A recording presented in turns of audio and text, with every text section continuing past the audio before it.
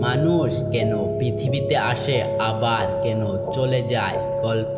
একটা সময়ের কথা, এক ছোট্ট গ্রামে বাস করত অরিজ নামের এক কৌতূহলী ছেলে। সে প্রায় তার দাদুর কাছে গিয়ে জীবনের গভীর প্রশ্ন করত।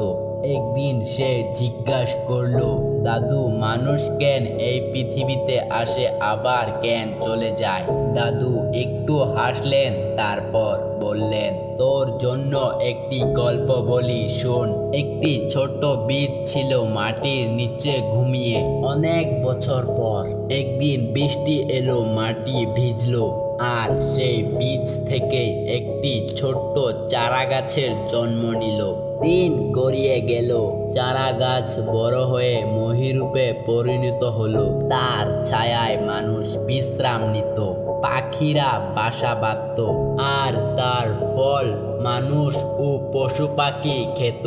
অনেক বছর পর এক ঝড় এলো, মহিরুটি পড়তে লাগলো, তার ঢাল ভেঙে পড়লো। তারপর একদিন সে মাটিতে লুটিয়ে পড়লো, কিন্তু যেখানে সে পড়েছিল সেখানে নতুন বীজ জন্ম নিল। তারা আবার নতুন চারা গাছে পরিণত হলো। দাদু বললেন, মানুষও অনেকটা এই গাছেরই মতো, জন্ম নেয়, বড় হয়, জীবন দেয় অন্যের জন্য, তারপর এক সময় পৃথিবী থেকে চলে যায়। কিন্তু সে তার ভালো কাজ, তার মৃত্যু, তার শিক্ষা অন্যদের মধ্যে রেখে যায়। এভাবে জীবন চলতে থাকে একটা চকের মতো।